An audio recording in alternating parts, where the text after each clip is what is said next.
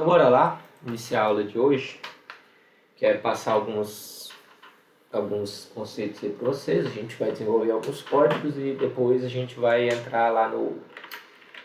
Também vou passar uma atividadezinha aqui para vocês. Deixa eu só abrir o champ aqui já, deixar o banco de dados aberto. Beleza. Então na última aula, lembra que a gente criou um projeto. Aí eu peguei e fui lá com vocês, e a gente mandou ele lá para o GitHub. Então esse projeto, como ele não mudou a referência dele, ele continua vinculado lá ao GitHub. Então todas as modificações que eu fizer aqui agora, a gente vai conseguir depois ir lá e comitar. Se vocês lembrarem lá no Git, na hora que a gente fez lá, a gente fez o último comando, era chamava git push origin master. O origin a gente definiu que era a nossa URL, né, que foi a nossa URL lá do Git. E essa master é o que a gente chama aqui no GitHub de branches, que seriam como se fossem ramificações do projeto. Então, dentro de um mesmo projeto, a gente consegue criar várias branches. E em alguns projetos, geralmente, quando você tem mais de uma pessoa trabalhando com ele, o ideal dele é que seja feito, controlado em branches distintas para que outras pessoas validem o seu commit na hora que você for fazer. No nosso caso aqui, como a gente está trabalhando em algo mais simples, aí vai estar tranquilo.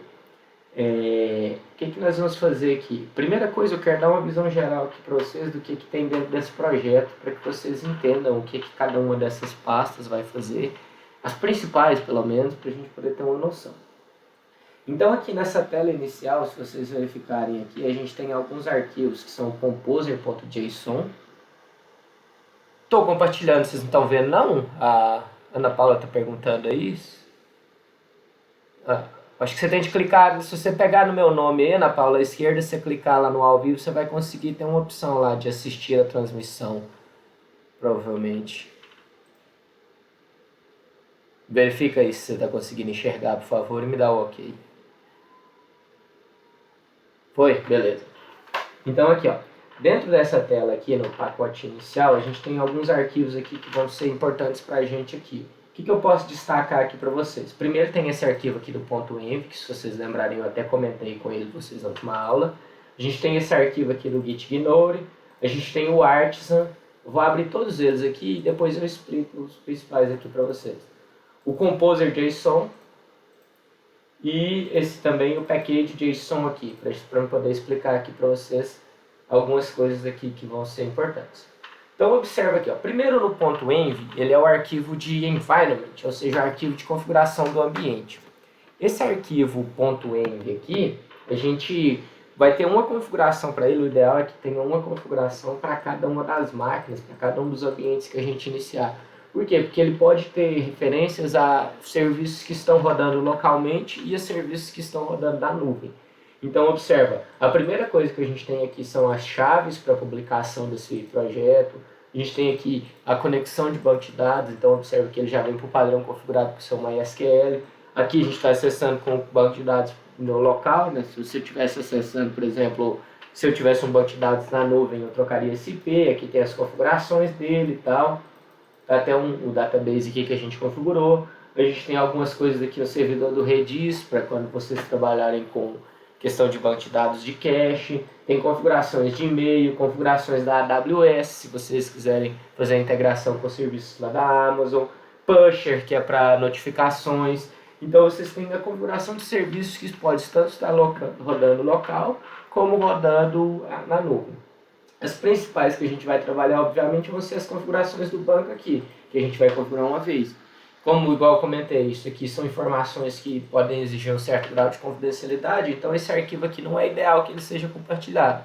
A única exceção que eu abri foi para poder, porque senão toda vez que vocês criassem um novo projeto, vocês iriam precisar de criar um novo .env aí com as configurações básicas. Então a gente deixou lá para fazer essa questão. Tem o .gitignore, que ele é do Git, né, para determinar quais os arquivos que não vão subir. E aqui você tem aqui o artisan. Esse artisan aqui, ele é um arquivo em PHP que ele vai rodar o nosso servidor. Então, ao invés de eu utilizar o Apache para poder servir a minha aplicação, eu vou utilizar o artisan, que é um servidor próprio para poder tratar as bibliotecas do Laravel. Ele já vem instalado aqui, quando a gente já cria um projeto, ele já tem a execução do artisan aqui. Ele vai funcionar de maneira diferente, porque ele vai rodar em uma porta em específico e ele vai ficar aceitando e recebendo resposta. Então a gente vai ter um console rodando o tempo inteiro para ver o que está acontecendo. Dentro do composer.json, aqui dentro a gente tem as bibliotecas que são obrigatórias. Então lembra, quando a gente cria um projeto, o próprio Lara eu já vim aqui e vai falar quais as bibliotecas que são necessárias. Se eu precisar de adicionar mais alguma biblioteca, eu vou colocar dentro desse composer.json. É dessa forma que ele sabe que quando vocês pegarem o meu projeto, por exemplo, que eu estou desenvolvendo, e baixarem na máquina de vocês, quais as bibliotecas que ele vai ter de baixar vão ser justamente as que estão identificadas aqui dentro do composer.json. E o package também tem algumas bibliotecas aqui de outras partes. Então, dentro do composer aqui tem as obrigatórias e a parte aqui do package também. Então, esses aqui são arquivos de configuração geral que ficam aqui na raiz do projeto. Depois a gente tem as pastas aqui para poder ir mostrando alguns detalhes para vocês. Primeira pasta é app. A pasta de app, só para exemplificar antes disso, a gente vai trabalhar num framework que é numa metodologia inicialmente conhecida como MVC. Vocês já devem ter ouvido falar sobre esse MVC. Provavelmente vocês estavam trabalhando com alguma coisa parecida no último semestre. O que o MVC faz? O MVC nada mais é do que uma das formas de arquitetura que a gente tem para organização em camadas. Então imagina lá, eu estou aqui, estou acessando aqui no meu navegador, né? Vim aqui, e aí eu vou e digito um endereço. Esse endereço, quando ele vai fazer lá, vocês já viram lá, toda a nossa internet, ela está baseada no request. Então você vai lá e faz um request. Essa request chega lá no servidor, então aqui nós estamos vamos dizer assim, o usuário. Aqui nós temos o server. O servidor recebe essa request, e o que ele faz aqui para o seu usuário? Ele devolve uma response. Então ele vem aqui e devolve uma response. Então ele vai receber uma chamada e vai devolver. Agora, o que ele faz aqui no meio, quais são as ações que ele decide, o que ele faz dentro dessa zona aqui, é uma caixa preta, para quem não está sendo desenvolvedor web. E as formas que a gente consegue fazer aqui para poder executar, a gente tem diversas formas. O próprio Laravel ele é capaz de trabalhar com duas metodologias, mas tanto a MVC como a software, como a prestação de serviços.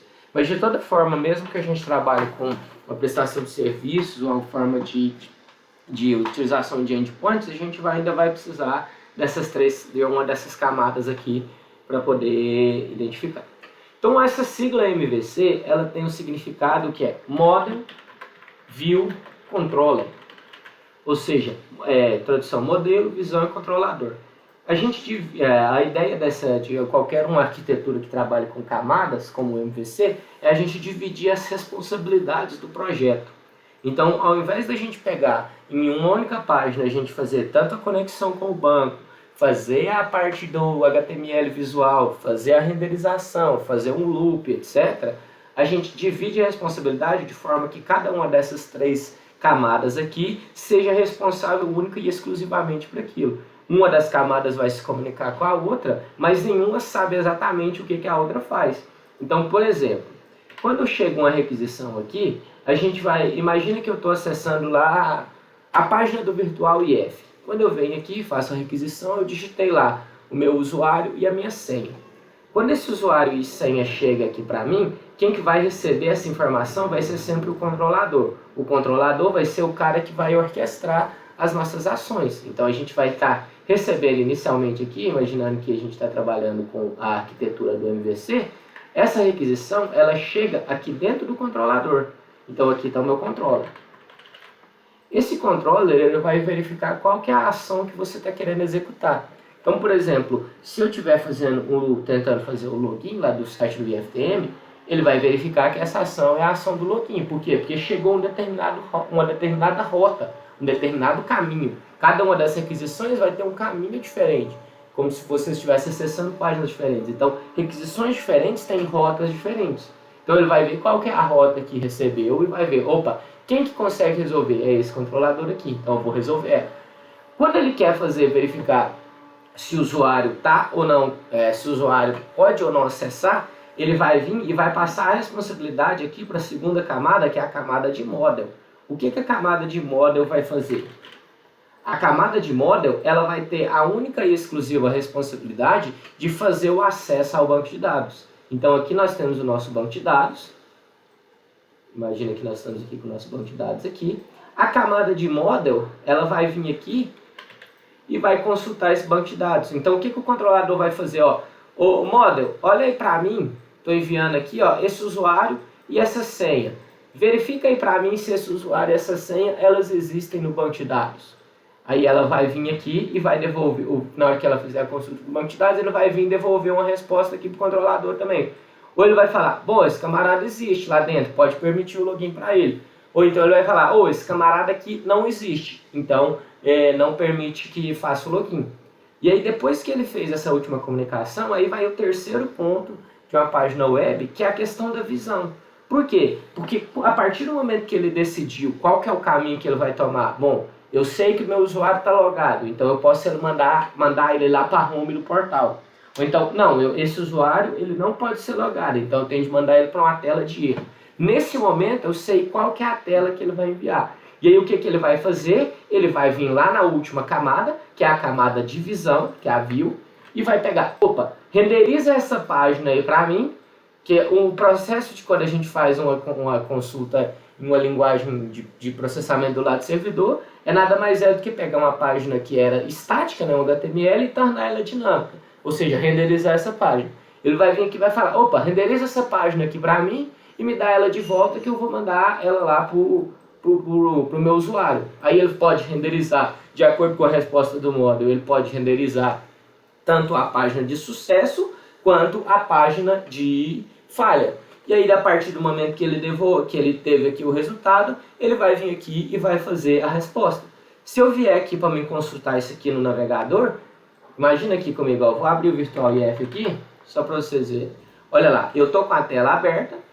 Aí se eu vier aqui na Network aqui, vocês vão ver que na hora que eu fizer o login, essa aba de Network aqui, ela vai ver as requisições que ele vai fazer. O que ele vai ver? Por exemplo, ó, eu vou digitar minha senha errada aqui de propósito. Quando eu clicar no entrar aqui, ele já vai me devolver, tá vendo? Ele fez uma chamada lá para uma rota chamada autenticar usuário.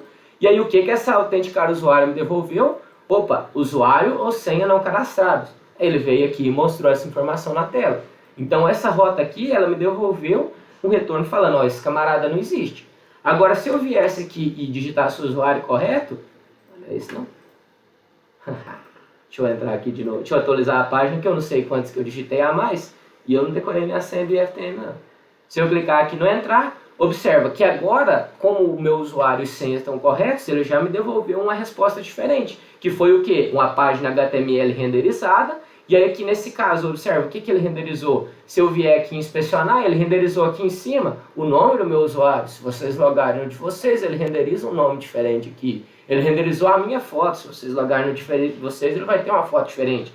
Ele renderizou essa quantidade de blocos aqui que eu tenho de acesso, todos esses aqui. No de vocês, provavelmente, vocês não têm acesso a todos esses blocos, então ela não vai devolver. Então, além de tudo, o controlador, na hora que ele for fazer a consulta, essa resposta da módulo, ele vê qual que é o nível de usuário, quais os perfis de acesso que ele tem, para que ele passe tudo isso aqui detalhadinho para a view, para que ela só faça essa visualização. Ela só vai receber lá e falar assim, esse aqui é o usuário Jean, essa aqui é a foto dele, essas aqui são os blocos que ele tem acesso. Renderiza essa página aí para mim. Seria mais ou menos alguma coisa desse tipo. Então, uma execução de um fluxo da chamada em camadas seria mais ou menos alguma coisa nesse sentido. A gente ia ter que a requisição enviada para o controlador comunica com a módulo se for necessário. Lembra, nem todas as chamadas vão fazer consulta ao banco, então nem todas elas precisam de fazer essa comunicação com o módulo aqui. Mas muito provavelmente todas as chamadas vão ter um retorno da view. E aí vocês viram que a view, ela pode ser de dois tipos o retorno. Nesse caso aqui ela renderizou uma página, então a view me retornou um HTML, mas se vocês verem quando eu digitei lá o usuário e senha errada, o que a minha view me retornou? Ao invés dela me retornar uma página, ela me retornou um JSON. Então o retorno que o controlador pode me dar pode ser de vários tipos. Por isso que a gente fala que o controlador ele é coringa para qualquer tipo de metodologia que vocês forem trabalhar. Então se vocês forem trabalhar com uma metodologia que vai retornar apenas um serviço, um endpoint, Observa, esse usuário aqui, provavelmente essa autenticar usuário que a gente chamou aqui, ela pode ser usada tanto aqui para essa comunicação na página web, mas também pode ser a mesma API que é utilizada quando vocês se comunicam para logar no celular, porque ela não retorna um HTML, ela me retorna um JSON. Agora, aquela outra, ela já é específica do tipo que eu estou trabalhando. Então, o controlador ele vai ser coringa, ele vai, independente da arquitetura que a gente for trabalhar, ele vai funcionar dessa forma. A model também vai ser bastante utilizada. A view, ela vai mudar de acordo com qual que é o tipo de arquitetura que eu estou trabalhando. Então, se eu estiver trabalhando aqui, por exemplo, nesse caso aqui que é para a página web, a minha camada de view ela vai ser focada em desenvolver páginas web. Então, a gente vai utilizar lá, retornar HTML, CSS, tal. Se eu estiver trabalhando numa seção que utiliza, por exemplo, para um celular, a aplicação do celular está toda renderizada lá dentro. A view só vai me retornar isso daqui, só vai me retornar informações do tipo JSON. Então, além de tudo, essa arquitetura ela é extremamente versátil porque ela permite que a gente trabalhe com vários tipos de padrão diferente, ou seja, tanto para web, quanto para desktop, quanto para mobile, quanto para qualquer outra arquitetura, apenas mudando qual que é a sua visualização, a forma de visualização. A gente consegue alterar de maneira mais simples. É só eu vir aqui, desacoplar esse componente e acoplar outro no lugar. A mesma aplicação com a mesma lógica já está funcionando para outro tipo de arquitetura que a gente queira trabalhar. Essa visão aqui, pessoal, ficou tranquilo? Tem alguma dúvida?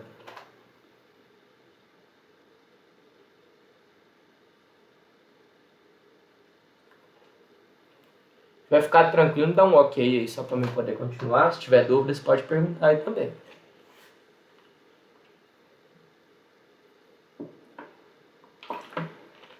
Beleza? Então aqui.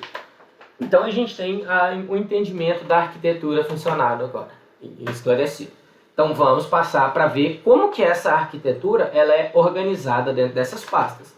Essa questão da organização, assim, só para resumir antes, a arquitetura ela vai funcionar independente de qual que é a linguagem que você está trabalhando, qual que é o framework. Se for um framework MVC, ela vai ser a mesma arquitetura independente de qualquer linguagem. Então, se for Java Web, se for C Sharp, .NET, se for PHP, se for Python, toda a arquitetura vai funcionar do mesmo jeito. O que muda? A estruturação dos arquivos e a forma com que a camada de visão é renderizada, porque a visão ela vai sim ter mais distinções.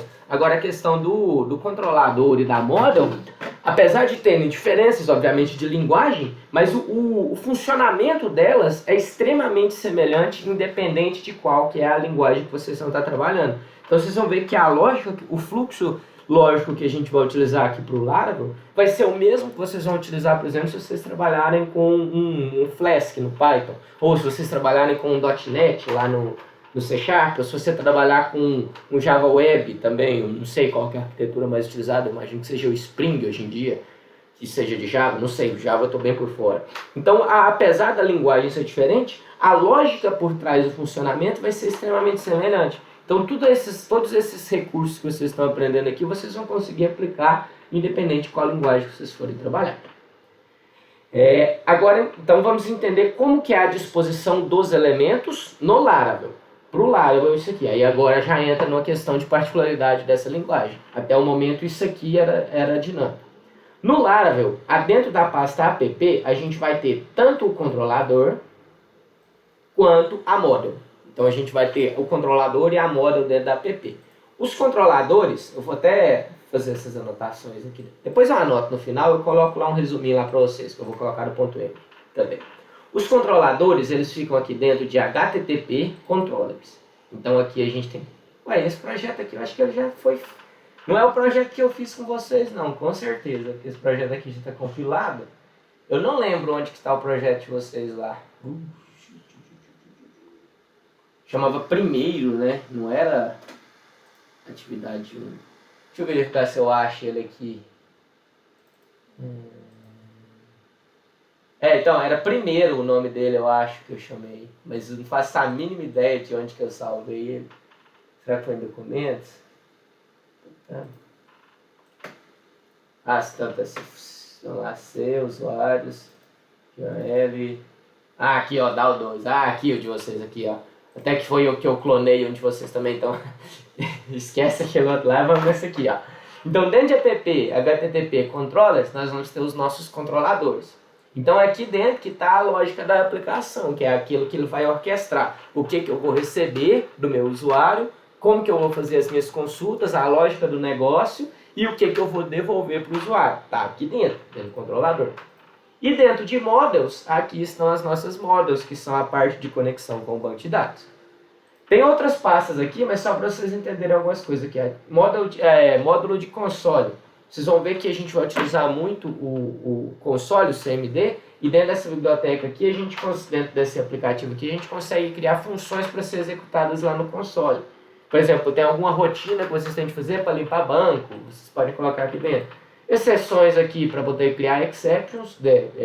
Dentro daqui você tem os middlewares, que são para a comunicação ser interceptada antes dela chegar no controlador. A gente consegue colocar um middleware para poder verificar, por exemplo, nesse caso aqui tem um middleware de autenticação. Se eu quiser fazer um sistema que tenha login e senha, para eu poder verificar se aquela requisição vem de um usuário autenticado ou não. Então, o middleware seria interceptado antes da comunicação com o controlador. E os providers aqui são para poder disponibilizar serviços, como igual eu falei, de autenticação e de outros eventos aqui.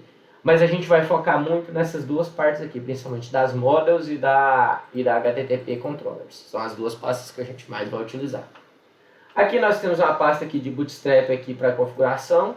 Você tem aqui uma config também que tem algumas configurações que a gente pode entrar em detalhes depois, mas por enquanto não é tão importante.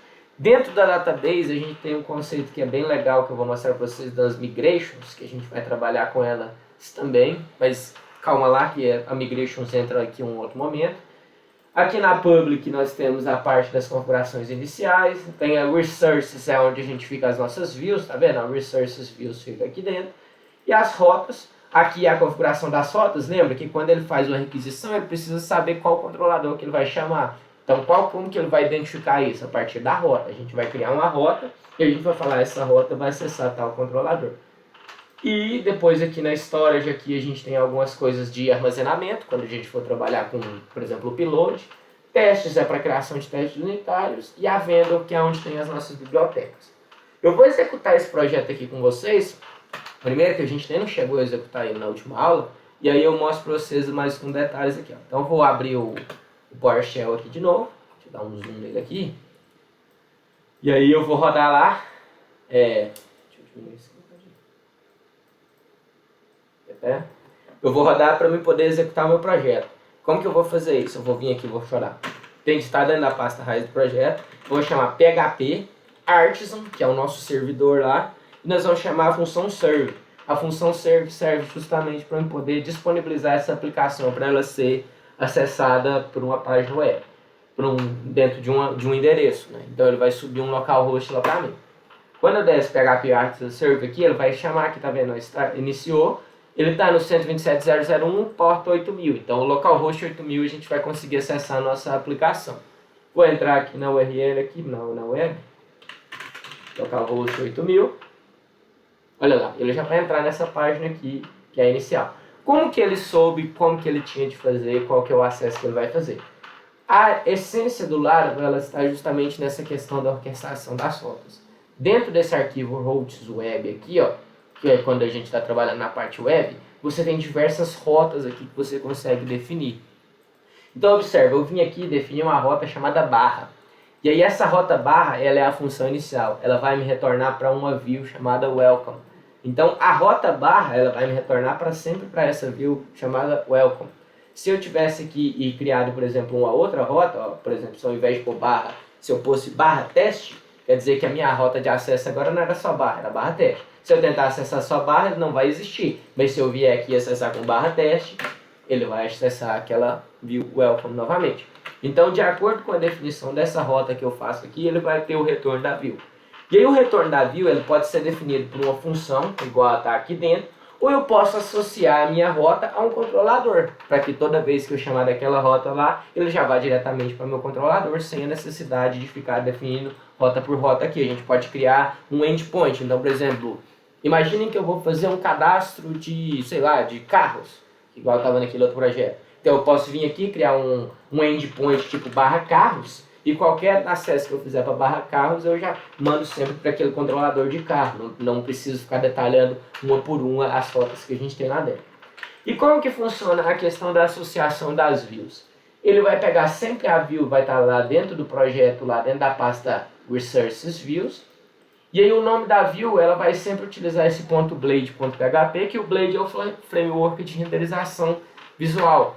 Então, como que ele associa? Ele ignora esse restante aqui, e aí dessa forma ele acha o nome da view que ele vai acessar. Então, por exemplo, ela se chama Welcome, então ele vai procurar na Welcome. Se tivesse organizado aqui por níveis, por exemplo, dentro de uma pasta, então eu vou criar uma pasta aqui chamada teste, por exemplo, e vou mover essa view de Welcome para lá.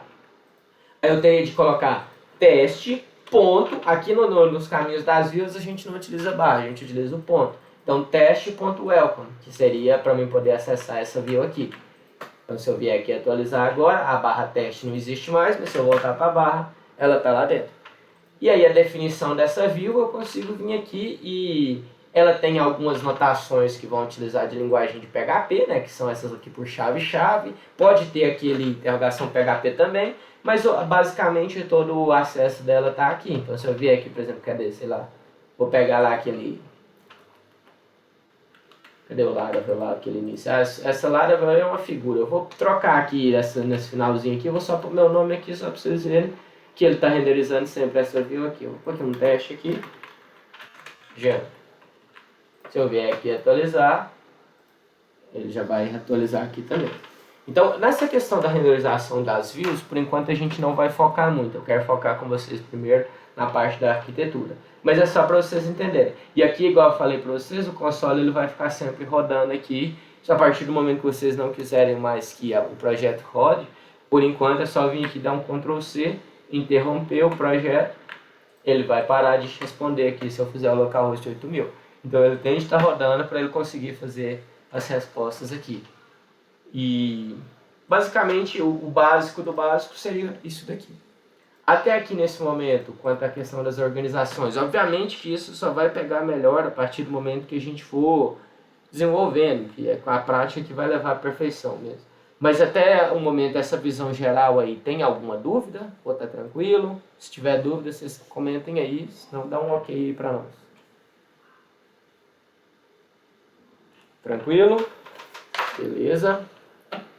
Beleza? Então vamos continuar aí então. Então quando a gente está desenvolvendo uma arquitetura aqui para trabalhar, o ideal que a gente imagina quando a gente vai fazer um projeto, imagine um projeto bem simples. Vamos pegar um exemplo aqui qualquer, sei lá, vou cadastrar... Ixi, dá uma sugestão aí de alguma coisa que eu quero cadastrar, digita aí no chat aí para nós. Pode ser qualquer coisa, ou dar um microfone. Eu tô sem ideias hoje. Desculpa, eu não entendi, Matheus, cortou. Um CPF, tá, mas beleza, pode ser de um cliente então, beleza? Então vamos imaginar que a gente está começando aqui a fazer um projeto. E aí, lá nas histórias do usuário lá, ele falou que ele precisa de ter um controle de todos os clientes que ele tem lá dentro da aplicação do serviço dele, para eu poder ter um nome, um CPF, um e-mail e um telefone. Então eu vou ter uma base de dados dos meus clientes. Vamos pôr uma data de nascimento também. Então eu vou pôr lá, eu vou querer que eu tenha nome, CPF, e-mail, telefone e data de nascimento. E ele vai criar uma aplicaçãozinha lá, que depois ele vai ter um lembrete lá todo dia, quem faz aniversário, para ele mandar um e-mail, etc. Alguma coisa assim, bem besta. Quando a gente vai fazer um projeto desse aqui, a gente tem de pensar aqui, como a gente vai trabalhar em camadas, a gente tem de pensar em estruturar as camadas de maneira diferente. Então, a primeira coisa que a gente for imaginar, se vocês estiverem trabalhando com uma equipe, muito provavelmente vocês podem ocorrer naquele ponto que vocês vão ter as responsabilidades distribuídas. Então, talvez uma pessoa seja responsável por fazer a parte do banco de dados, que é o que a gente chama de back-end, e outra pessoa seja responsável por fazer a interface gráfica, que é o front-end. Pode ser bem parecido aí no Symfony, né? O Artisan aqui também vai funcionar da mesma forma. Se quiser, inclusive, continuar rodando no Symfony, não tem problema. Então, assim, Se vocês forem trabalhar num projeto, pode ser que vocês tenham essa separação. Pode ser que vocês vão trabalhar a nível de full stack, talvez pela complexidade do projeto, talvez pelo tamanho da equipe, e vocês vão ter de fazer tudo. Mas mesmo assim, de toda forma, a gente precisa de organizar quais vão ser as etapas que eu vou estar desenvolvendo no meu projeto. O que eu recomendo para vocês fazerem? Inicialmente, vocês vão trabalhar na camada de model. Seria a minha sugestão para ser a primeira camada a ser trabalhada. Por que a model é a mais importante? Porque a model ela vai determinar, vai ser fácil de ser determinada a partir do momento que você já tem um modelo do seu banco de dados. Então, seja ele um banco de dados relacional, seja ele não relacional, provavelmente quando você vai receber o seu projeto, você já tem qualquer um modelo, você já tem qual que vão ser as tabelas ou classes que você vai estar trabalhando. Então, é a primeira definição, que é a definição mais simples de você estar trabalhando. Então, nós vamos começar aqui fazendo a model do nosso projeto. O que eu preciso para poder fazer minha model? Basicamente, eu preciso conhecer todas as minhas entidades e os atributos dela. No meu caso aqui, eu sei que eu vou ter uma entidade chamada cliente e os atributos vão ser esses daqui. Nome, CPF, e-mail, telefone e data de nascimento. Beleza, vamos botar esse negócio aqui para rodar. Como que vocês podem fazer? Aí agora, cada linguagem também pode ter a sua especificidade. Vocês podem ter aquela abordagem padrão, que seria o quê? Você monta primeiro lá o seu diagrama de entidade de relacionamentos. A partir desse diagrama você gera um SQL e aí você executa a criação do banco. Pode ser uma das formas que vocês fazem. Pode ser de outra forma, vocês podem gerar o SQL manualmente, sem ter criado o DER antes. E aí depois vocês criam o banco. Ou vocês podem também utilizar alguns frameworks que disponibilizam que a gente chama de ORM, ou de mapeamento objeto relacional, que seriam frameworks que fazem justamente como o próprio nome já diz, o mapeamento entre um objeto, ou seja, uma classe, e um relacional, que seria uma tabela do banco de dados. E aí esses frameworks eles podem ser desenvolvidos ao contrário, ou seja, primeiro a gente cria a classe e depois, a partir da classe, ela cria o banco. Então, quando você trabalha com relacional, você pode pensar dessas três maneiras. Se você trabalha com não relacional, você não vai ter essa etapa de criar o banco, mas mesmo assim você vai precisar de criar as classes que vão ser os seus guias lá, dos seus JSONs que você vai retornar. Então, no nosso caso, como eu imagino que nesses outros procedimentos aqui vocês já trabalharam, esse primeiro projeto a gente vai fazer isso aqui. Nós vamos fazer o mapeamento objeto relacional e depois disso a gente faz a criação. No Laravel, a gente tem o nosso framework de mapeamento objeto relacional, se chama Eloquent. E a gente tem uma característica dentro desse Eloquent que são as migrations. Uma migration nada mais é do que uma estrutura de banco de dados que a gente cria em forma de classe que depois vai ser gerada uma tabela lá no banco para mim. Então, primeiro passo, quando eu vou fazer no Laravel, a minha indicação, o primeiro passo seria fazer a criação das migrations, que seria uma definição das nossas tabelas lá para o banco de dados. Qual que é a vantagem de você trabalhar com a migration? A partir do momento que eu gerei a migration aqui na minha máquina, e mandei rodar, ele criou o banco aqui na minha máquina, beleza. Quando eu fiz aqui, por exemplo, fui lá e eu fiz um commit lá para o meu GitHub. Chegou lá na casa dela, o Matheus precisou de clonar o meu projeto. Ele consegue, como eu já tenho a migration lá dentro, ele consegue, a partir dessa migration, gerar o banco de dados também na casa dele. Então eu não preciso passar um arquivo SQL para ele contendo as informações. Ele já vai conseguir gerar essa migration automaticamente. Então a característica principal vai ser essa. Como que nós fazemos uma migration? A gente utiliza sempre o console para poder registrar as classes corretamente. Eu vou vir aqui, ó, PHP, Artisan, make, model, ou seja, eu quero fazer uma model.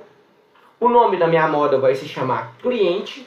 E eu vou pôr um "-m" aqui na frente, que quer dizer que eu quero criar a migration dele. Ou seja, se eu fosse fazer a minha model de cliente dessa maneira aqui, com o banco já criado, eu não precisaria colocar o "-m" aqui na frente, que ele não iria criar a migration. Como eu quero fazer tanto a model, mas também a migration, eu vou pôr um "-m" aqui na frente. Então, a partir desse momento, ele vai criar uma model chamada cliente. Pode ver que eu pus com letra maiúscula, que é classe, né? E pus o "-m" na frente, que é para ele fazer a criação da migration.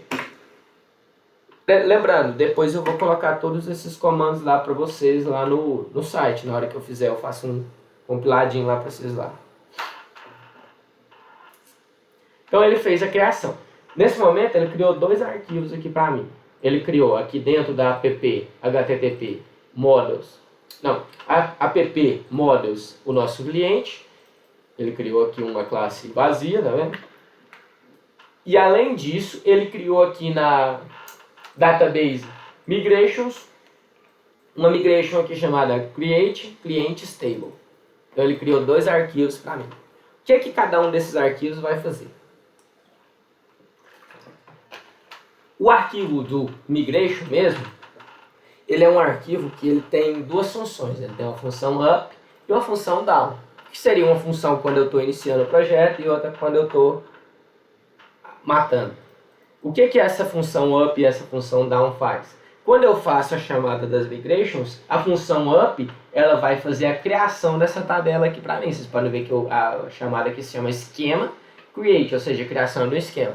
Qual que é o nome da minha tabela que ele vai criar nesse momento? Chama clientes. E aí ele tem alguns atributos aqui dentro. E se eu chamar essa função down, ele ia fazer o quê? Drop if exists, ou seja, ele ia dropar uma tabela chamada cliente.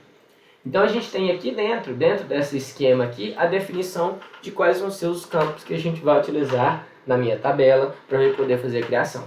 E vocês vão me perguntar assim, Jean, mas como que eu vou saber qual que é o tipo de dados? Eu não sei exatamente, porque eu lembro que lá no banco de dados era varchar, etc, mas aqui não tem, claro. O que eu vou fazer? Aquela velha pesquisa na documentação. Então eu vou vir aqui, ó, Laravel Migration. Quando eu vier para o canal aqui, é sempre o primeiro link quase sempre vai ser. Dentro das migrations aqui, vocês vão ver que ele tem aqui a questão de criação das migrations, E aqui embaixo, se vocês forem procurando aqui, ela tem todos os tipos de colunas que a gente pode ter. Então, por exemplo, ela tem o Big Increments, ID, Medium, Text, String, e aí eu tenho todos os tipos de dados que eu posso trabalhar aqui. E aí a gente vai, a partir desses tipos de dados, a gente consegue vir aqui e fazer a criação da minha tabela. Vocês podem ver que ela já tem dois valores padrão. Uma chamada para a função ID. A função ID, o que ela vai gerar? Ela vai gerar um Big Increments, ou seja, um Big Integer, que é alto incremento. E a gente tem também essa timestamps. O timestamps, ela é utilizada para poder fazer log. Ele cria duas colunas, uma chamada created at e outra updated at, que são para poder marcar o momento que aquele usuário, que aquele objeto foi criado e o momento que aquele objeto sofreu a última alteração. O próprio framework já vai manter esses registros para mim. Então isso aqui é interessante para a questão de log. Se vocês não quiserem, pode vir aqui e deletar. E aí a gente tem de adicionar os outros atributos lá que a gente vai ter. Então vamos pegar aqui, por exemplo, um nome, vai ser uma string. Então eu vou vir aqui e vou pôr o table. Nome é string. E aí dentro de parênteses eu coloco o nome. Se vocês virem aqui na definição da string, além disso a gente consegue colocar um vírgula aqui e a definição do tamanho. Então, por exemplo, eu posso vir aqui e falar que esse string aqui é de tamanho 100. Depois nós vamos pegar aqui e vamos ver quais os outros atributos que eu tenho. CPF. Então, table string CPF de tamanho, o CPF tem tamanho 11, se salvar máscara, sei lá, eu vou pôr tamanho 20 aqui só por garantia. Ah, Jean, por que você não salva o CPF como inteiro? Senão dá um trabalho lascado quando vocês tiverem um CPF que inicia com 0, porque o banco não salva como 0, pode dar uma série de complicações. Eu particularmente prefiro trabalhar com ele como string. Depois nós temos o e-mail.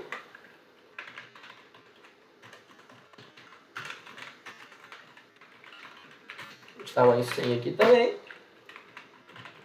E aí eu vou ter também o telefone. Também vou trabalhar com o string. Até mesmo porque em alguns lugares você já viu que eles salvam com o operador de país. Então o cara pode ir lá e tacar um mais 55 lá e me reventar. Então, e também o telefone, duvido muito que seja muito utilizado para consulta. E mesmo que seja a base de dados, vocês podem pensar nisso. Talvez vocês tenham uma base de dados enorme e aí você quer consultar muito o telefone. Talvez faça sentido mudar. Mas para nossa atribuição aqui não vai fazer muito sentido não ser um string. Além disso, nós temos a data de nascimento. Então eu vou vir aqui, vou pôr um table. Eu vou chamar de date, data, nascimento. E aí eu vou criar... por enquanto eu não vou criar mais nenhum campo, não. Depois eu quero armazenar a idade desse camarada aí também e tal. Mas por enquanto eu não quero criar mais nenhum campo. Então observa que eu vim aqui e fiz a definição que esse objeto clientes ele vai ter esses atributos: ID, nome, CPF, e-mail, telefone, data de nascimento e os timestamps. Quando eu rodar essa migração aqui, então essa tabela vai ser criada. E observa também que ele costuma vir aqui e fazer a pluralização dessas tabelas aqui. Eu particularmente não gosto de trabalhar com tabela no plural, eu prefiro trabalhar com a tabela sendo associada ao mesmo nome da model. Então eu vou tirar esses S aqui, tanto do create quanto do drop, do down. E aí, para eu poder fazer essa referência aqui ficar correta, como eu mudei o padrão, eu preciso vir aqui e adicionar um protected, a variável table, e tem que chamar o nome da minha tabela lá que eu vou colocar, que é cliente. Então, eu vou criar aqui a minha classe cliente. O padrão dela seria fazer aquela pluralização, ou seja, procurar uma tabela lá para associar para o padrão chamada clientes. Mas como eu fui lá e troquei para cliente, eu vim aqui e troquei a minha associação para cliente novamente, para eu poder garantir que as duas estejam integradas. Então, a gente pega aqui e a gente já tem tanto a nossa tabela quanto a nossa model criada. Aí eu não preciso criar os atributos da minha model aqui, igual a gente cria lá no Java e tal. Não, a partir do momento que você criou aqui, ele já vai reconhecer essa model aqui na hora que eu utilizar ela a nível de execução, ele vai ter todos aqueles atributos já para ela. Então se eu vier, por exemplo, criasse um objeto lá, sei lá, cliente cifrão C, igual a new cliente, por exemplo, no caso não tem essa definição aqui do Java, né, de PHP, eu poderia vir aqui e utilizar todos aqueles atributos, ID, nome, tudo isso aqui já estaria disponível para acesso a partir do momento que eu fiz a criação. Então observe, eu vim aqui, fiz a minha model, fiz a minha migration, atribuí quais são os valores que estão aqui e vim aqui e vinculei a minha model de maneira correta. O que eu preciso fazer por último agora? Eu preciso executar essa migration. Eu preciso fazer realmente que essa tabela seja criada lá no banco de dados. E aí, como que eu vou fazer isso? Observa. Eu vou vir aqui naquele meu .env, que é aquele arquivo de configuração. Eu tenho de vir aqui a primeira coisa e definir em qual banco de dados vai ser salvo. Eu não tenho criado um banco de dados para esse projeto, então eu vou precisar de criar um banco aqui. Deixa eu ver se eu tenho um PHP MyAdmin aqui. Eu acho que eu tenho um RAID aqui, vai dar e rodar com ele. Então eu tenho de definir aqui qual que é o banco que eu quero criar. Então a primeira coisa que eu vou fazer aqui vai ser criar um banco de dados. Então eu vou vir aqui, ó, create database. Aí eu vou pôr o nome do banco aqui, sei lá, vou pôr primeiro também, para ficar igual. Criei o meu projeto, meu banco de dados primeiro. Tá lá, aqui, meu banco de dados primeiro. Aí agora eu vou vir aqui e vou fazer a migração. Mas antes eu vou vir aqui no meu .env, no nome do meu banco de dados, eu vou vir aqui e vou chamar ele de primeiro. Aqui o meu usuário é root e a senha é vazia mesmo, por causa do champ. Vou vir aqui e vou rodar php artisan migrate. A partir do momento que ele deu o migrate, ele vai criar as tabelas lá para mim. Se eu vier aqui atualizar agora, vocês vão ver que ele vai criar inclusive outras tabelas aqui que nós vamos entrar em detalhes nela agora. Mas observa lá, a minha tabela de cliente foi criada com aqueles meus atributos lá. Nome, varchar, CPF, varchar, e-mail, data de nascimento, you created that e you created that. Então todos aqueles atributos que eu já definiu lá na nossa classe já vão ser criados aqui automaticamente. E aí quando ele cria a primeira migration, ele cria algumas outras coisas aqui também. Ó. Ele tem essa tabela aqui de users, que ele vai ser criado por padrão, que é o controle de usuário do Laravel, que depois a gente vai implementar. Tem a file jobs aqui, que é para poder registrar algumas exceções, se vocês quiserem que registre. Password reset, que seria para registrar toda vez que o usuário alterou a senha. E as migrations, que ele ajusta, vai marcando quais daqueles arquivos ele já migrou, para que ele não precise, se eu rodar uma migration de novo aqui agora, ele não vai rodar aquilo lá de novo. Por quê? Porque ele já registrou aqui quais os arquivos que ele já fez a migração, não precisa fazer de nenhum outro arquivo. Então é dessa forma que ele controla qual que é a versão que ele está.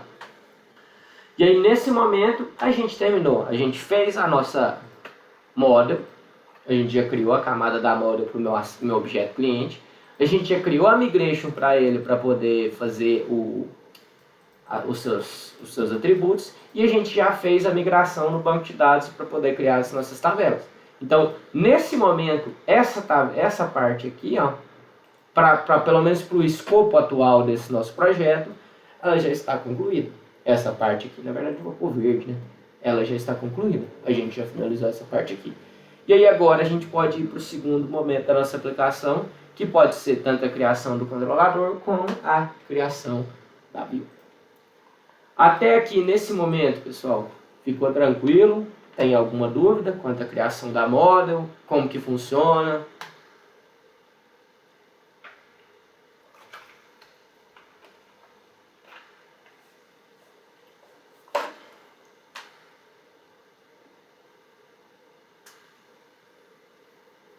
Seria aqui, ó.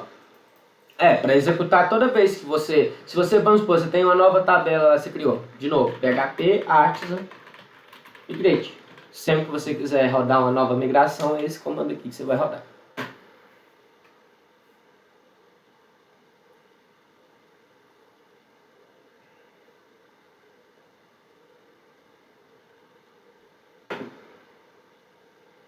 Mais alguma dúvida?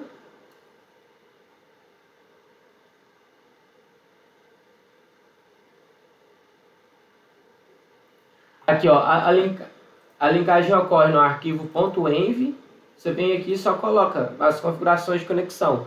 Como é local aqui, só você trocar o nome do banco aqui. A única coisa que a gente precisa fazer é ter o banco criado. Então você cria o banco, depois linka aqui e já coloca aqui dentro. Vocês estão fazendo aí? Vocês querem que eu dê um tempinho para vocês chegarem no mesmo resultado que eu? Ou podemos continuar? O que vocês preferem?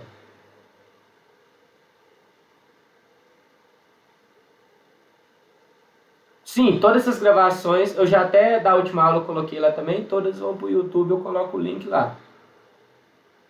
Vocês... Não, beleza. Então vamos continuar aqui então. Então o segundo momento agora que nós vamos trabalhar aqui na nossa model, na nossa controller. O que nós vamos fazer no nosso controller aqui, ó?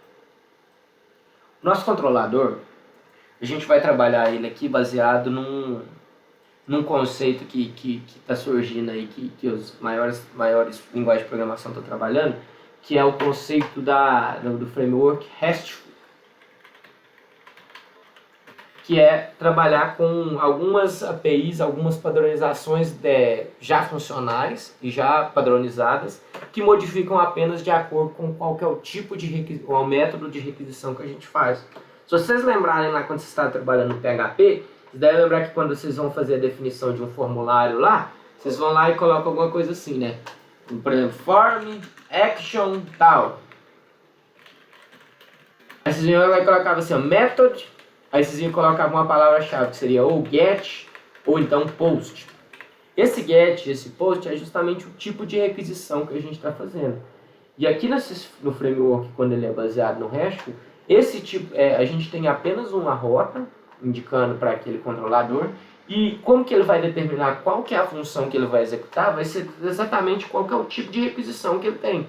Então, por exemplo, no nosso caso aqui, nós estamos trabalhando com clientes. Então nós teríamos lá no nosso arquivo web.php apenas uma rota de cliente. E aí como que o cliente controller iria saber quando eu estou querendo exibir, quando eu estou querendo editar, quando eu estou querendo excluir? Vai ser de acordo com a requisição. Então se eu tiver uma requisição de um tipo, eu vou fazer uma função. Se eu tiver outra requisição de outra, eu vou fazer de outra. E assim por diante. E como que funciona isso? Se eu vier aqui no Laravel, procurar aqui pelo controllers, vocês vão ver que aqui já tem, ó, mesma coisa, tá vendo? Ó, primeiro link, sempre da documentação, se vocês não tiverem lá dentro, vocês vão ter aqui dentro. Se vocês vierem aqui e descerem aqui um pouquinho, vocês vão ver que ele já tem aqui os Resources Controllers aqui, que são os verbos que a gente trabalha e as URLs. Então imagina que nesse caso aqui, ó, esse exemplo aqui, ele está dentro de uma URL, de uma rota que ele chamou de Photos, que seria para cadastro de fotos.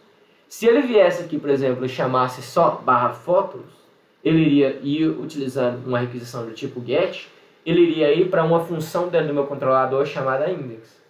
Se ele fizesse essa mesma chamada de fotos, mas com uma requisição do tipo post, ele já iria para uma função do meu controlador chamada store.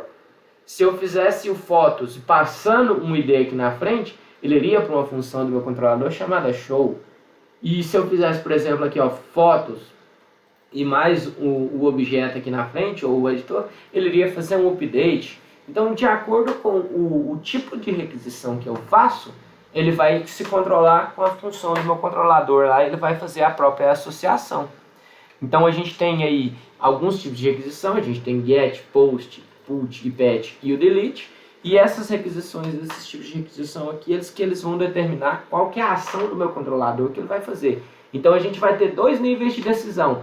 Primeiro nível de decisão, ele vai vir aqui e vai ver, opa, qual que é a rota que eu estou querendo? A partir da rota que eu sei para qual controlador eu vou enviar. Então, eu posso ter vários controladores no meu projeto, a partir do início da rota, eu vou saber para qual controlador que eu quero enviar. No segundo momento, opa, qual que é o tipo de requisição? Então, sabendo o tipo de requisição, eu vou saber para qual função daquele controlador que eu vou enviar. E aí, dessa forma, ele já vai fazer essa associação para mim automaticamente. É isso que nós vamos fazer aqui. Então, a primeira coisa que eu vou fazer vai ser a criação do meu controller. Vou vir aqui e vou fazer php artisan make controller. Eu vou chamar o meu camarada lá de cliente controller. E aí eu vou vir aqui, para eu poder utilizar o RESTful, eu tenho que colocar, acho que é menos resource, tá vendo? Eu vou vir aqui e vou pôr menos resource. Já criou o meu controlador. Meu controlador vai estar lá dentro de app http controllers. Então vou vir lá, app http controllers, cliente controller foi criado. Vamos ver como que está ele aqui, ó. Observa que ele tem diversas funções aqui já por padrão. Então ele tem a função index, create, store, show, edit, date, destroy. Ah, eu preciso usar todas essas já? Não necessariamente, você pode utilizar apenas algumas. Mas ele já cria essas funções por padrão e lembra que ele já tem essa associação automática. Então, por exemplo, se eu chamasse lá, vinculasse esse cliente controller com a rota cliente, na hora que eu chamasse um barra cliente, ele já viria para onde? Para essa função aqui. Se eu chamasse um barra cliente, mas do tipo post, ele viria para onde? Para essa função aqui. E assim por diante. Ele já vai fazer essa associação para a gente automaticamente.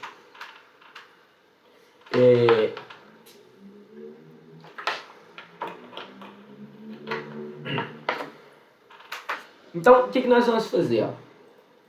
Primeira coisa que eu vou fazer vai ser montar, obviamente, a associação. Então, eu vou vir aqui e vou vincular primeiro, fazer a importação da minha model para eu poder utilizar ela aqui dentro. Então, eu vou vir aqui, use app models cliente. Então eu vim aqui e falei, opa, esse controlador aqui, ele vai utilizar aquela model de cliente. Então ele vai ter acesso a todos aqueles métodos lá. E aí aqui dentro da minha index agora eu posso vir aqui e posso fazer um retorno para uma view qualquer. Então eu vou vir aqui e vou pôr, por exemplo, return view. E eu vou chamar essa view de cliente.index. Por que cliente.index? Lembra que quando a gente quer colocar dentro de uma pasta, a gente coloca o nome da pasta, ponto, o nome do arquivo. Então eu vou vir aqui e vou criar esse arquivo cliente.index lá da minha view. Então eu vou vir aqui na minha view agora. Por que eu estou criando a view nesse momento? Só para eu poder ir mostrando para vocês o fluxo. O ideal não seria criar essa view agora, seria criar todo o meu controlador e só no final montar as views. Mas só para eu poder mostrar o fluxo lógico aqui para vocês, eu vou montar a view aqui também. Então eu vou vir aqui ao Resources Views, aí eu vou criar uma pasta chamada cliente. E dentro dessa cliente eu vou criar um arquivo aqui chamado index.blade.php. Não se preocupem com esse .blade, que na hora que nós trabalharmos na view mesmo, a gente vai explicar ele. Essa view aqui eu vou só criar ela padrãozão aqui.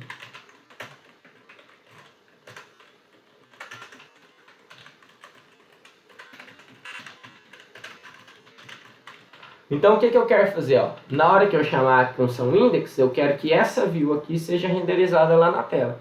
Então a gente já criou no meu controlador aqui a função, já fez a vinculação dele com a view. A única coisa que falta a gente fazer é falar o seguinte, ó, quando eu acessar tal rota, eu quero que acesse esse controlador. E isso a gente faz dentro da web. Então eu vou vir aqui, ó, route, resources, que eu posso passar mais de um. E aí eu vou passar aqui um dicionário. Vixe, agora eu não lembro se é chave ou se é colchete. Acho que é colchete. Então é colchete. Não, é chave, desculpa, chave. Isso. Então eu vou vir aqui e vou falar que a rota cliente vai me retornar o cliente controller class. Ou seja, essa rota cliente vai importar o cliente controller. E aí se eu tivesse mais rotas, por exemplo, sei lá, se eu tivesse fornecedor, eu poderia fornecedor, controller, tal. E assim por diante, para a gente vincular todos os nossos roteadores, as nossas rotas. E por último, eu preciso importar ele aqui, né? Então use app barra http barra controllers cliente controller, para ele não dar nenhum erro. Acho que é só isso mesmo. Então, nesse momento, eu vim aqui e falei nas minhas rotas que quando eu acessar a rota cliente, vai ser para esse cliente controller.class. Se eu fizer o acesso padrão, vai ser um do tipo get. O tipo get vai vir para essa index. Essa index vai me retornar aquela view cliente.index, que é essa daqui. Vamos verificar se está tudo ok.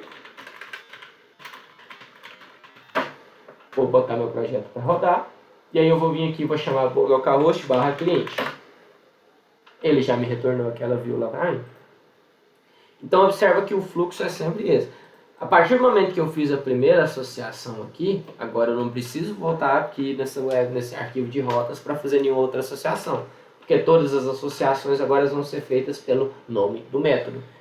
E aí eu poderia aqui, ao invés de retornar uma view, igual eu falei, retornar um JSON, retornar qualquer coisa desse tipo. Não necessariamente eu preciso fazer esse retorno de view. Se eu vier aqui, eu acho que tem até nessas informações aqui, o returns, cadê? Tá vendo aqui? Ele retorna uma view. Aqui ele retorna void, esse método. Ele pode retornar um controller, pode retornar um redirect. Então tem vários tipos de retorno aqui que vocês podem fazer. Inclusive JSONs também. Deixa eu ver se eu acho JSON aqui. Tá? Aqui em response. Aqui, ó, por exemplo, se eu retornar um response aqui específico que eu quero retornar, aqui, ó, esse aqui vai ser o ideal para eu poder retornar um JSON aqui. E eu posso adicionar aqui, ó, response JSON. Então a gente pode utilizar isso aí para poder fazer um retorno dos nossos dados lá do banco, para montar uma API, alguma coisa nesse sentido aí também. Vou só retornar isso aqui só para testar para vocês verem, né? Ao invés de eu retornar minha view, aí agora, ao invés de eu retornar minha view aqui, eu vou retornar o response, que é return, response, JSON, e eu vou passar o dicionário aqui que eu quero retornar. Então, por exemplo, ação, eu vou chamar de sucesso. Beleza, se eu vier aqui agora atualizar, ele vai me retornar um JSON de ação igual a sucesso. Então eu poderia retornar, por exemplo, o próprio objeto que a gente tem lá dentro, se eu quisesse retornar isso aqui em forma de API. Aí no caso vai depender de acordo com o que a gente queira fazer. Vamos fazer por enquanto aqui em formato de API, porque nós não temos as nossas views prontas aqui. Então vamos pensar aqui, o primeiro método que a gente pode fazer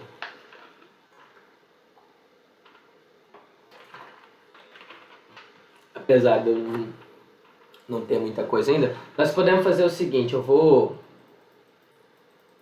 vamos trabalhar com esses objetos aqui para poder fazer uma inserção lá no banco e fazer um retornozinho deles aqui. Acho que vai ser legal.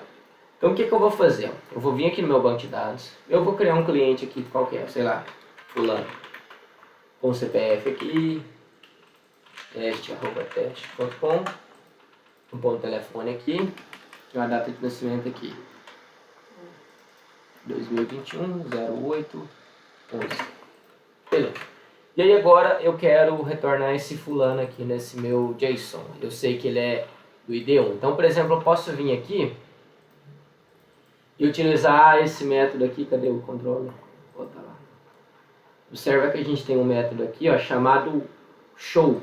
Esse método show, o que ele faz? Ele recebe, tá vendo, o nome da minha rota e depois um ID aqui na frente. E aí então a gente pode vir aqui na frente e passar o ID que eu quero procurar. Por exemplo, eu quero desse fulano 1. E aí a partir disso a gente vai retornar ele lá dentro. Então como que eu vou fazer isso? Eu vou vir aqui no método show, tá vendo que ele recebe um ID. E eu vou vir aqui e vou procurar o meu cliente. Então, por exemplo, cliente igual.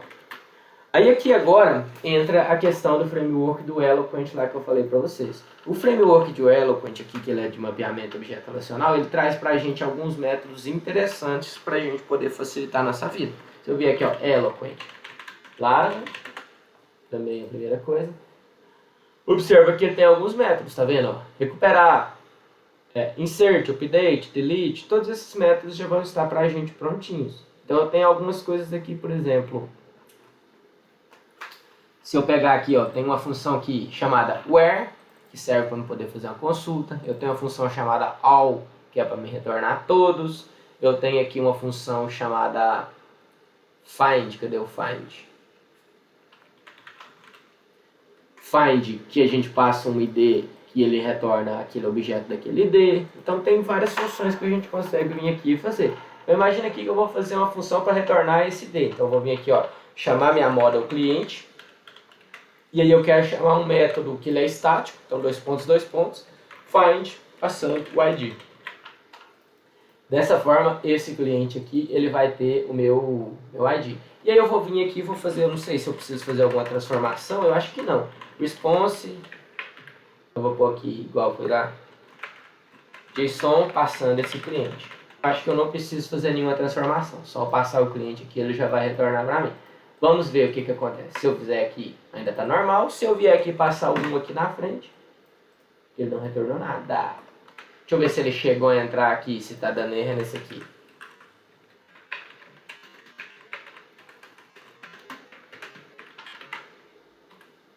Ah, ele está funcionando. Ele só precisa de passar os elementos aqui um por um. Então vamos passar, por exemplo, aqui o elemento nome. Vai ser cliente. Nome. Vamos ver se vai dar certo. Ah lá, já pegou.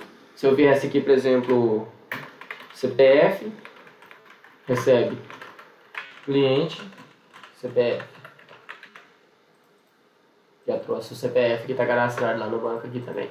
Então dessa forma a gente está começando a pegar a informação lá do banco. E-mail, CPF, cliente, e-mail.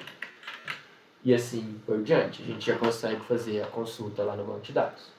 E aí, obviamente, a gente tem como salvar também, mas para salvar o ideal é que isso esteja lá dentro da tela, que o usuário digitou, para que a gente consiga fazer essa persistência.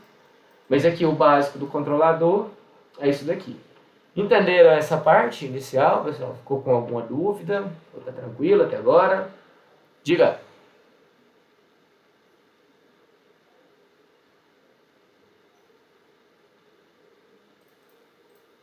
Resources Views já existe lá dentro. Isso.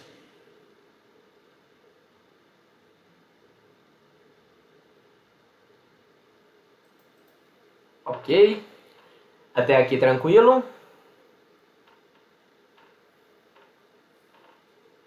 Beleza? Então, pessoal, vou fazer o seguinte, ó. Eu vou mandar lá pro... Se vocês quiserem pegar lá depois, eu vou te mandar lá no...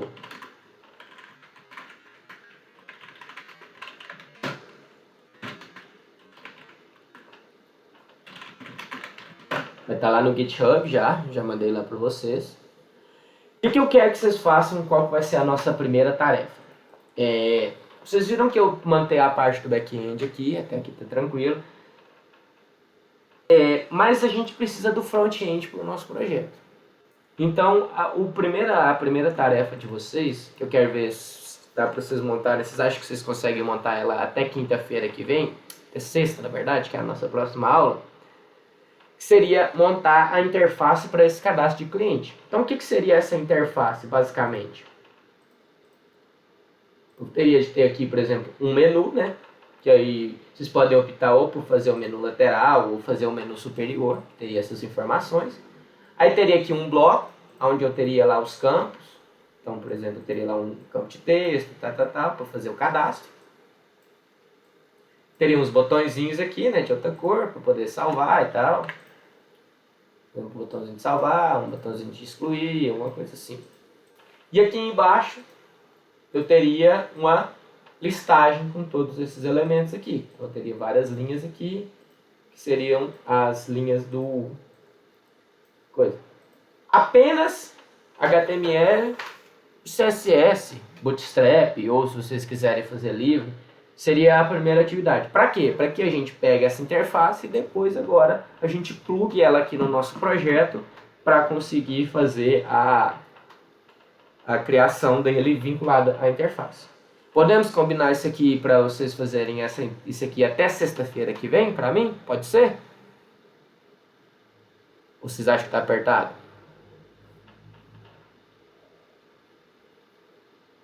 Não, só HTML e CSS. Se quiser usar jQuery também, etc. O que vocês quiserem, mas nada de PHP. Só interface, só front-end. Pode ser de dupla. Pode ser de dupla. Aí como que vai ser a entrega? Só para vocês entenderem. Eu vou criar uma tarefa lá no Google Classroom. Aí vocês vão entregar para mim o link do GitHub. E dentro desse GitHub tem que ter uma commit.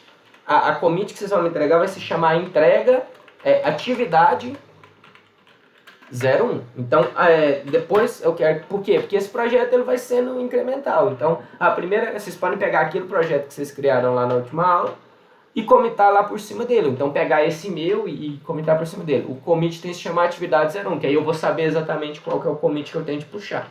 Beleza? Então, na hora que vocês forem fazer lá, na hora que eu fizer aqui, ó, git commit aqui, por exemplo, igual eu fiz aqui no meu aqui, eu coloquei primeira aula. Então, vocês vão pôr atividade 01. Aí eu vou conseguir achar lá. Então, vocês podem fazer ele de dupla. Eu vou criar o link lá. E aí fica para na nossa próxima aula, que vai ser sexta-feira que vem. Aí eu deixo essa aula de amanhã, teoricamente, e a aula de quarta também da semana que vem, para vocês fazerem isso aí. E na sexta-feira a gente continua plugando esse projeto aí na parte do controlador. Então vamos ficar combinados assim, alguma dúvida, ou senão nós vamos encerrar por hoje.